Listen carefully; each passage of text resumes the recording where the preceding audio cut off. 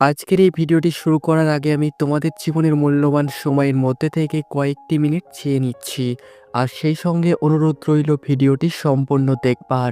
গল্পের শুরুতেই আমরা একটি ছোট্ট ছেলেকে দেখতে পাই, যে ছেলেটিকে একটি দোকানদার জোর জোর বলে মারতে মারতে দোকানের বাইরে নিয়ে আসে এবং তার পকেট থেকে কিছু ওষুধের শিশি বের করে। এরপর ওই মহিলাটি ছোট্ট বাচ্চা ছেলেটিকে মারতে থাকে।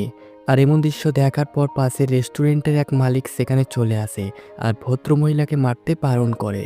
ভদ্রলোকটি আসার পর ছোট্ট বাচ্চা ছেলেটিকে জিজ্ঞাসা করে, আচ্ছা তুমি কেন চুরি করেছো? ছোট্ট ছেলেটি তখন মাথা নত করে উত্তর দেয়, আমার মা খুবই অসুস্থ আর এই ওষুধগুলো তার প্রয়োজন। এরপর আমরা দেখি এই ভদ্রলোকটি ওই মহিলাকে তার ওষুধের দাম দিয়ে দেয় এবং তার কাছ থেকে ওষুধগুলি নিয়ে নেয়। মহিলাটি তখন লোকটিকে বলে যে, আচ্ছা ঠিক আছে, কিন্তু হ্যাঁ, এই ছেলেটিকে যেন আমি এই চত্বরে আর কখনো না দেখি। তো যাই হোক, এরপর এই লোকটি তার মেয়েকে দোকান থেকে স্যুপ আনার জন্য বলে। স্যুপের প্যাকেটের মধ্যে ওষুধের 2টি শিশি ঢুকিয়ে দিয়ে ছেলেটির হাতে ধরিয়ে দেয়। ছেলেটি প্যাকেটটি হাতে নিয়ে লোকটির দিকে তাকিয়ে বাড়ির পথে ছোট দেয়। এরপর সিন শিফট হয়ে চলে আসে 30 বছর পর। আমরা দেখতে পাই এই লোকটি এখনও তার নিচের রেস্টুরেন্টে কাজ করে আর সে এখনও গরিব মানুষদের বিনামূল্যে খাবার দেয়। এই স্বভাবটি যেন তার এখনও রয়ে গেছে। তো এরপর আমরা দেখি কাজ করতে করতে ওই লোকটি হঠাৎ করে ফ্লোরে পড়ে যায়। মেয়েটি তখন বাবা বলে চিৎকার করে ওঠে আর এরপর তাকে হসপিটালে নিয়ে যায় অ্যাডমিশন করানোর জন্য। হসপিটালে নিয়ে আসার পর লোকটির হার্টের অপারেশন করানো হয় আর এই অপারেশনের বিল হয় 7,92,000 টাকা, যা এই মেয়েটির পক্ষে পরিশোধ করা একেবারেই অসম্ভব ব্যাপার। তো এমন সিচুয়েশনে মেয়েটি কান্না করতে থাকে আর সে মনে মনে ভাবতে থাকে সে এত টাকা কোথা থেকে জোগাড় করবে।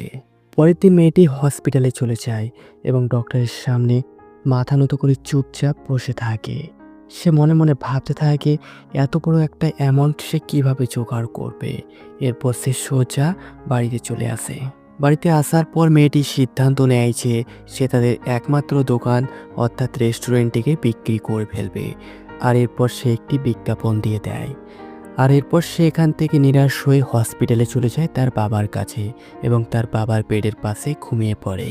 ঘুম থেকে জেগে ওঠার পর মেয়েটি বেডের পাশে একটি নতুন বিলের পেপার দেখতে পায়। বিলের পেপারটি দেখার পর মেয়েটি অবাক হয়ে যায়, কারণ এখানে সমস্ত বিল নীল করে দেওয়া হয়েছে। মেয়েটি তখন মনে মনে ভাবতে থাকে, আমাদের তো আপনজন বলতে কেউ নেই, তাহলে এত বড় অঙ্কের একটি টাকা কে পরিশোধ করলো? আর তখনই আমরা বিলের পেপারটির সঙ্গে একটি চিঠি দেখতে পাই। চিঠির মধ্যে লেখা ছিল হসপিটালের সমস্ত বিল আজ থেকে 30 বছর আগেই পরিশোধ করে দেওয়া হয়েছে। সেদিনের এক বাটি স্যুপ এবং 2টি ওষুধের শিশির মূল্য আজকের 7,92,000 টাকার থেকে অনেক গুণ বেশি। আর এই চিঠির শেষে ইতি দিয়ে লেখা ছিল ডক্টর প্রজয় করন্থং। তো এই চিঠিটি পড়তে পড়তে মেয়েটি কান্না করে দেয়।